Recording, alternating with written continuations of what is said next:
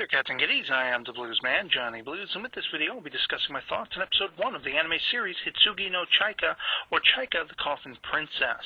And I have to say, going into this series, after watching the first episode, I really had a sort of similar feeling to the series Kami-sama no Inai Nichi Yubi, which I covered in previous reviews, or The Sunday Without God.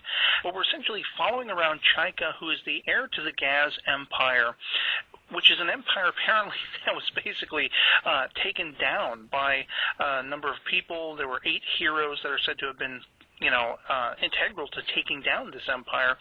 As she's, given this mission at the very start of the episode, we're not quite sure what the mission is, but we find out that she's given this coffin, and it's full of all of these sort of wizard power enhancers, that kind of thing, weapons with magical abilities, I guess. And there's a sorcery involved in that she's skilled in. But she ends up sort of lost in the woods wherever she's going to look for these disembodied relics. It seems like she's after, at least in this first episode, a jar with a, sort of severed hand that glows with magical ability. This might be a piece of her father, remains of his, something like that. And she has to get them all back together. I'm not exactly sure, but it's very interesting to me that, of course, Chaika is adorable. She's absolutely kawaii. She's kind of got that goth Lolita-esque look to her.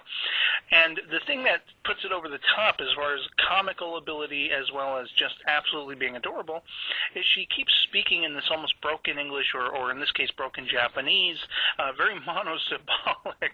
She's not very over the top with being expressive, and I love that. She's got this nervous quality. And she ends up inadvertently running into the character Toru, who is in the woods looking for plants to eat, edible plants and everything like that.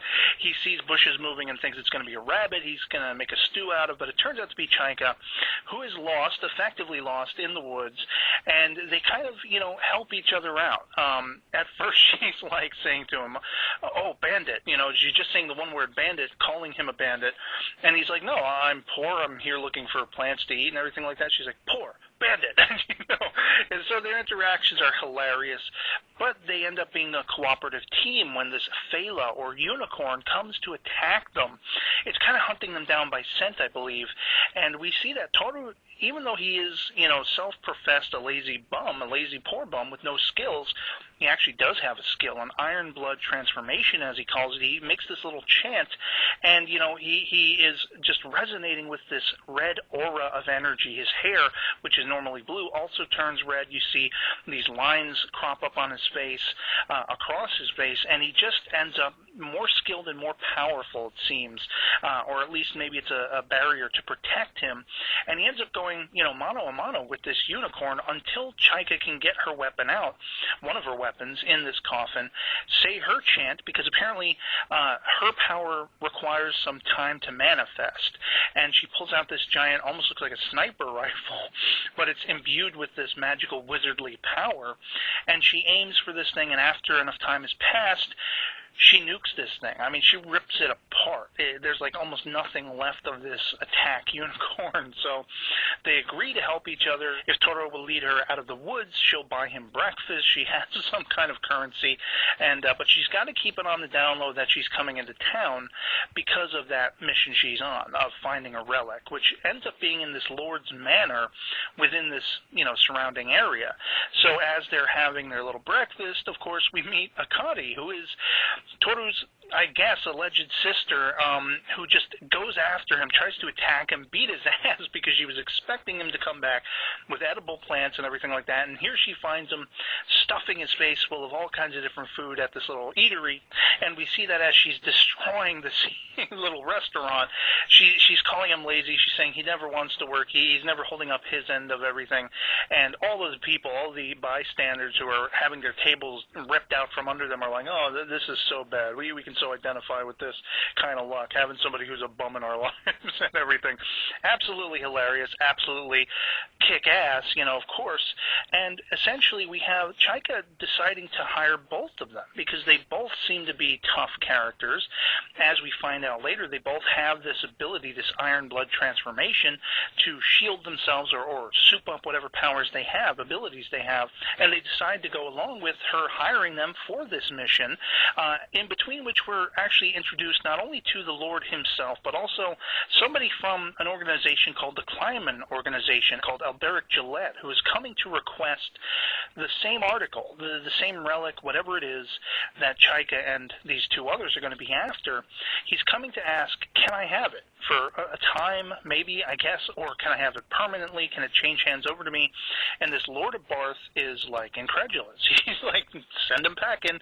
They ain't getting this, you know. So he assumes, once Chaika, Toro, and Akari, you know, make their sort of thievery later on in the evening, that it's actually Alberic Gillette and his people coming back in from the Kleiman Organization, when in fact, no, it's this other trio who are just after the same goods. And it seems like through some of the conversation Alberic has with his other people, they are well aware that Chaika's in town and they want to keep this item, whatever it is, away from her. So it's interesting that, you know, as I say, Chaika, Toru, and Akari go into this guy's manor, and we find out this guy, you know, his whole manor is like almost barren of soldiers to keep on guard, and people are thinking this is really weird.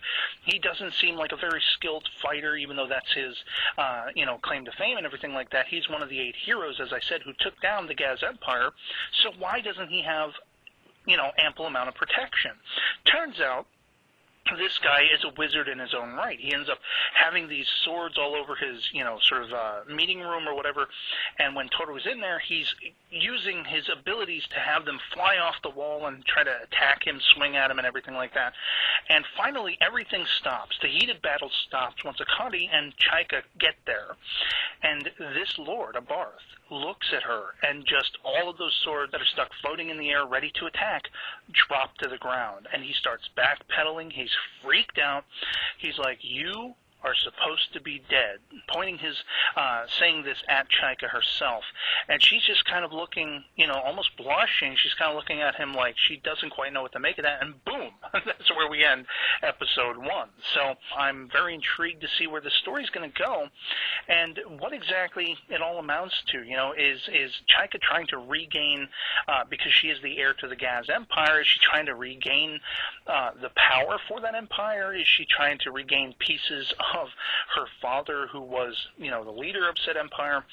Is she going to have to go up against these other factions, other lords, other of the 8 heroes, the Kleiman Organization, Alberic Gillette, and all of that? And will Toru and Akari stay true to her as far as being guns for hire, in a sense? It's a very interesting series. I loved this opener. I love the sort of political, empirical, going back and forth with this also fantasy, sci-fi kind of edge, and just a cute, quirky lead character like Chaika herself. So, yeah, otherwise that'll be pretty much it for me on this. I hope this video finds you well, and I'll catch you all later. Peace.